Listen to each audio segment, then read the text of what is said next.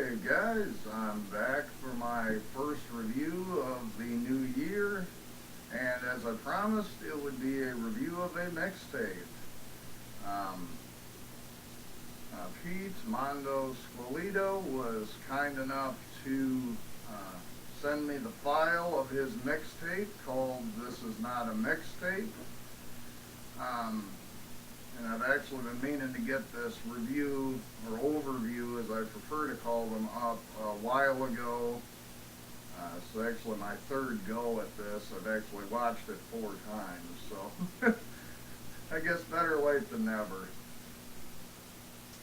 So anyway, this one is going to vary a little bit, guys, from the most of the mixtapes that are floating around on YouTube, in the sense that this one isn't really a gross out um, sort of mixtape. It's more funny. It's more, you know, it isn't extreme from that standpoint. It's more comical, funny. It's got a very grindhouse feel,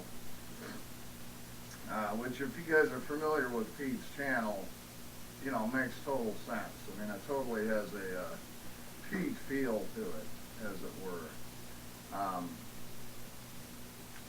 Now, I will say this. There are a few clips from early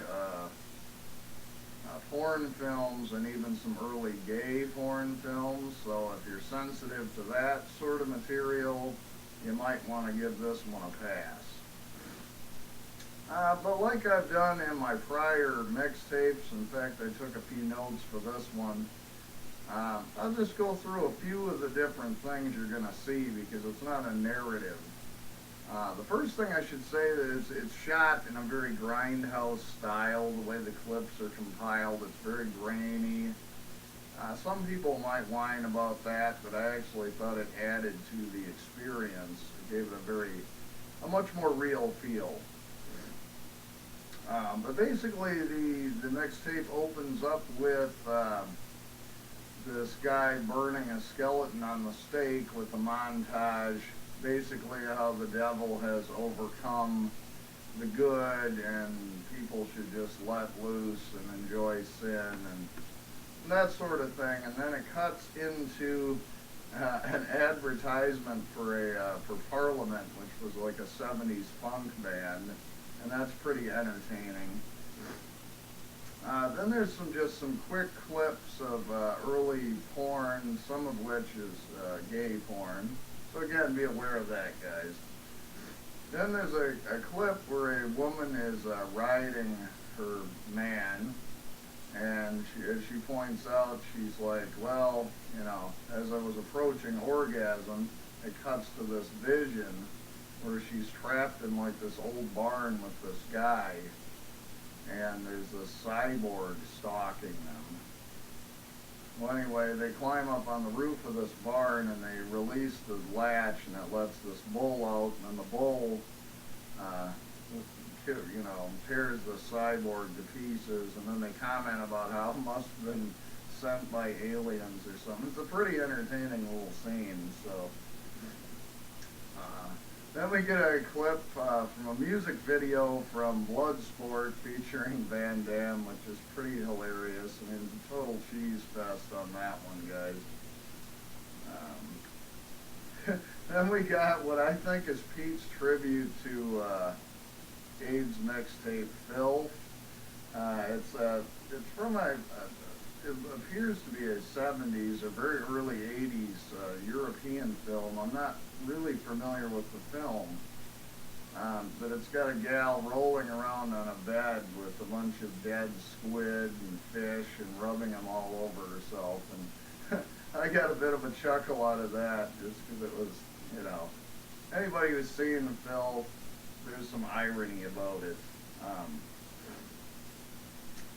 Then we cut to a nice trailer from a film called Thriller, A Cruel Picture, which is a fantastic Swedish exploitation film starring Christina Lindberg. You know, great film. Nice to have that in there. You know, then there's like an old 70s, or maybe it was early 80s, advertisement for Midas. It's a muffler company. Well, here in the States, anyway. Then there's an interesting, scientific thing about magnification, where they start with this couple on a picnic blanket, and then it zooms out like 100 billion times, and it shows you how it would zoom out into the universe, and then it zooms in and it zooms right into the guy's body down to the cellular level.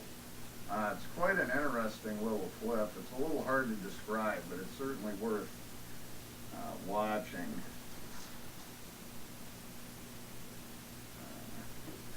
Then we get into a bit of a montage after that of the actor Klaus Kinski, who's very famous for being very difficult for directors to work with. And basically it's a montage of him just ranting and raving and, all pissed off and carrying on. And it's quite funny, actually, but so if you're familiar with him. Then we get a clip from the Total Cheeseball movie, trailer rather, from the Cheeseball film Heavenly Bodies. Again, cheesy entertainment. Then we get like a video of sort of like, I don't know if it's from the 50s or 60s, about, keeping your kids from masturbating when they're kids. So it's all these like infants, boys and girls, trying to stick their hand in their diaper, and their parents are, no, Billy, or whatever. It's pretty funny. Then there's another clip from a similar era of like girls discussing puberty and coming of age and sort of thing, that sort of thing. It's pretty funny as well. Then we get treated to a nice trailer from Ninja Terminator, another very cheesy, goofy, like action kung fu type film. Then we get to the part that for some folks might be a little bit difficult. It's sort of a montage of clips taken from gay porn films from the 70s. I thought it was pretty funny. Then we get into a Lou Ferrigno workout program that he used to have. Lou Ferrigno, for those that don't know, played the Incredible Hulk in the original TV program. And he was Mr. Olympia, and, a real muscular guy. But it's kind of a goofy show, and because Lou is born deaf, he talks kind of funny, so it just sort of adds to the whole feel of the thing. We get into a very funny montage of from porn films of women jacking guys off, so that it's like cum shot after cum shot. It's like you can't describe it. It's much funnier if you sit and watch it. And then there's a brief interview with adult porn star and director Carter Stevens. It's funny, but it's actually a fairly interesting little clip as well. Then there's the real funny dance party scene from House on the Edge of the Park by Ruggiero Deodato, which he included, which is quite entertaining. Then a little a little educational film from 70s punk star Bootsy Collins on playing the bass guitar, which is also very amusing. And I'm not going to give away, there's still some other sequences and stuff that I've not included, guys. As the credits roll, there's sort of an incest lesbian scene that gets carried out as the credits roll, which is, you can't beat, incestuous lesbian action, so there you have it. Again, there's a few things I left off here, guys. It's a little over an hour long. It's well worth your time. Again, this one isn't so much a gross out thing to show your friends. To me, it was a little bit more, at least from my perspective, like a tribute to grindhouse cinema and that whole, sort of, sleazy 70s and early 80s genre of films. like I said, it's fun, it's entertaining, it's certainly not as, you know, for the most part, except maybe some of the gay porn clips might bother some people, but for the most part, it's not gory. There's no scat in it. It's nothing of that nature. The music, I should say, is fantastic. You know, whether he uses, you know, clips from the score itself, but you know, back then, me and Pete have had this discussion. Films had just a tremendous score anyway, so.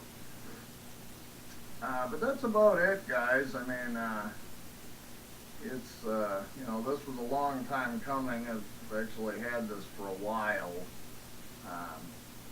Finally decided I just really had to jot down a few notes in order to really get through this, to give you guys, because it's such a unique type of a mixtape, you know. You know, not that it's necessarily better than others, or it's just such a different style. It's very much Pete's style. I thought it's very fitting. So anyway, guys, I'm going to leave a link down below to Pete's channel. For those of you that have not subscribed to him, which if you're watching my videos would really surprise me, to be honest. Definitely check out his channel and his Mondo Squallido reviews in particular, which I think are very well done. You know, as far as the mixtape, you'd have to contact Pete if you're interested. It's certainly, you know, it's very entertaining. It would be very worthwhile to take a look at. So, anyway, guys, thanks an awful lot for watching as always, and I'll talk to you later.